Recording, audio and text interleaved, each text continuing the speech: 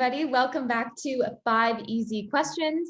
Today we are talking all things NEW, which stands for Nation Extreme Wrestling. This company was created by Rob Fai and none other than Mr. Equity Guru himself, Chris Perry. I'm so excited to have the president of NEW, Rob Fai, here to tell us more about wrestling, a thing I know nothing about. So to get started, how did you two come up with this idea for NEW? Well, Maddy, first of all, it's a pleasure to finally make your acquaintance. I know we've been kind of passing ships in the sea, but to answer that question, and many investors probably understood this over the years, over a napkin and just a brief conversation where we both realized we were wrestling fans. And Chris said, you know, I had this idea. Do you think you could do it? And I said, well, what's the idea? He says, you like wrestling, I like wrestling. How about starting a wrestling promotion? I've been asked a lot of things over my career. I've never been asked to create a wrestling company, Maddy, but the beauty is I came from a background in minor league baseball where it was all young, bright stars looking to reach the bright lights of the major leagues. And wouldn't you know it, wrestling is much of the same. It's young, aspiring men and women who are trying to reach the bright lights of the highest levels. So it actually felt really familiar as I was building this brand out.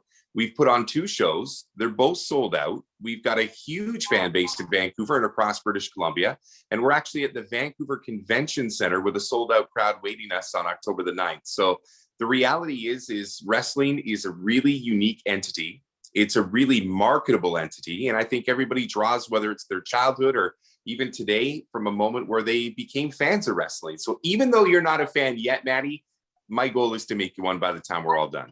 I feel like you could win me over. I wouldn't say that about many people, but I can feel it happening. Why do you love, you maybe kind of touched on this, why do you love grassroots pro wrestling? You know, what's really interesting about it is kind of like craft beer. Like back in the old days, it was mostly Canadian and it was Budweiser and you had those 2 choices and that was it. And then all of a sudden, this craft industry came along and there's smaller beers and they're more personalized to your taste. And I think that's kind of what independent wrestling is it's an opportunity for you to see people from your own neighborhoods, your own community, your own province, and they're all striving to do the same thing, which is to get to the highest level. But to know that these are locals that you're supporting, it's not somebody that's being flown in from Maine or New York City. They're right here. I mean, all our wrestlers are from Coquitlam and Vancouver and Surrey. And I think that really hits or resonates with our fan base is the fact that they're supporting some of their own so that when they see them in the WWE or the AEW, they can say that they were the first to see them. So I think there's a really neat synergy there with a community supporting their own local athletes and then watching them reach the highest levels. Mm-hmm. That's amazing. Who are the wrestlers and how many are involved? We currently have 42 wrestlers.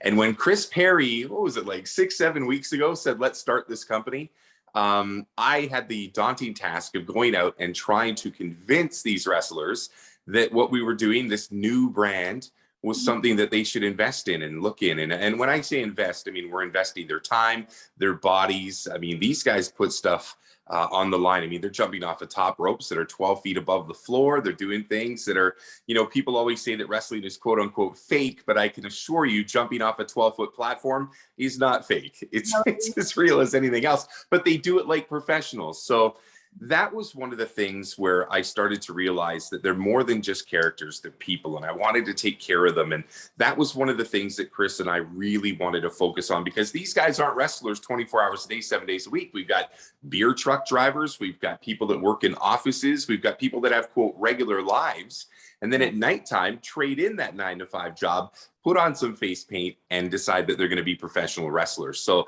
we've been very fortunate that we were able to kind of push through the kayfabe, if you will, of what these people are in the ring and realize that these are men and women that are doing us a really big favor. We give them the platform, but they're giving us their talent.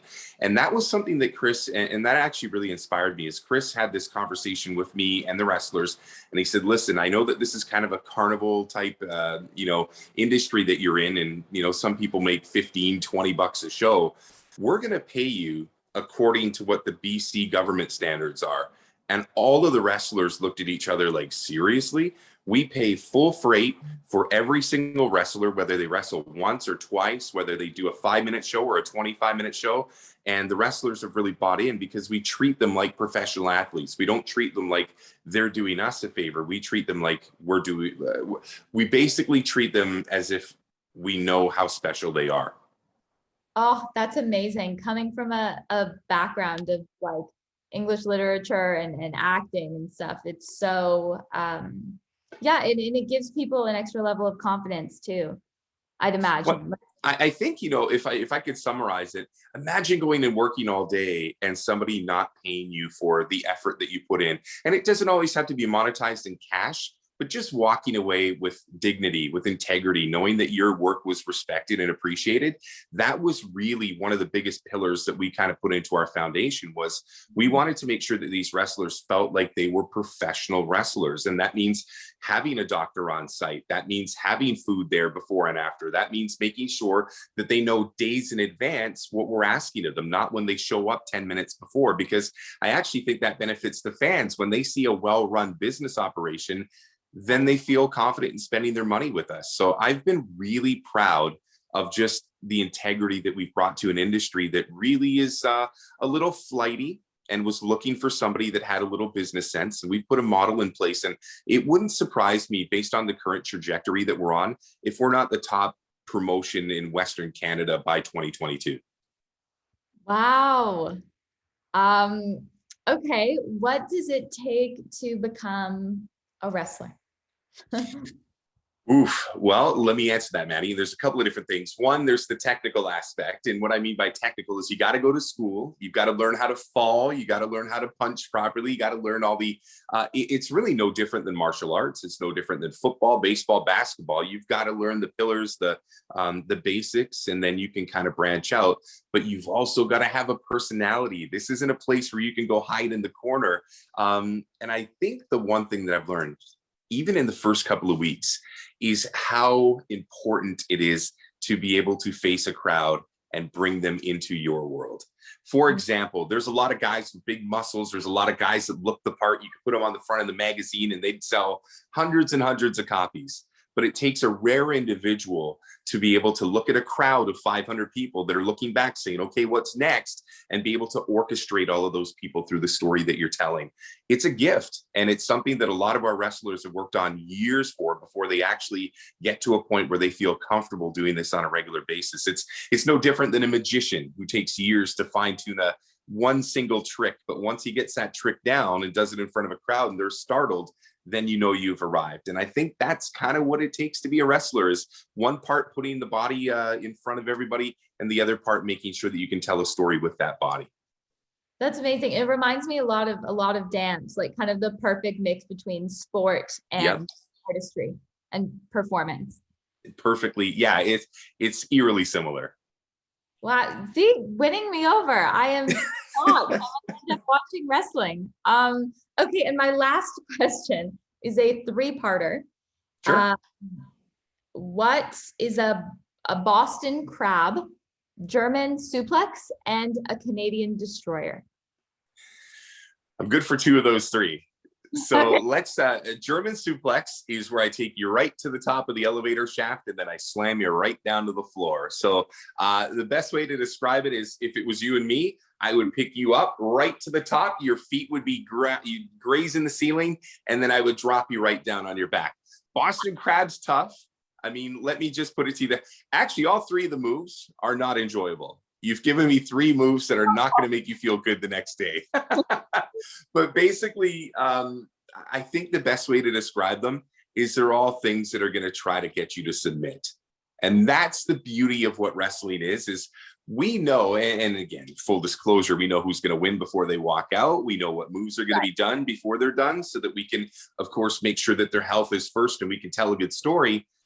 Yeah. But I would also say that we want to sell the fact that this is, intense, and that this is real, and that every move is like straining your elbows or your knees or your shoulders. And God, I got to submit, but no, I got to keep fighting. Right. That's what we're trying to accomplish. So those moves are all conducive to telling that story. And there's probably another 500 or 600 moves that we haven't even thought to mention. But that's the beauty of having an industry that's almost 100 years old, is there's traditions from the old days, the beginnings, like the Gene Kiniskis of the world, a name I don't expect you to know, Maddy, but he was one of the early, pioneers of Canadian wrestling, through to Bret Hart and what they were able to do in Western Canada to today. And what's really cool about this is we have so many young wrestlers. One of those guys, maybe a few of those guys, is going to pan out and make it to the bright lights of the WWE. And we don't know who that is yet. So the beauty is when fans come out to watch our events, they get to take a pick and they get to take a look and they get to say, you know what, that guy or that girl might be something special.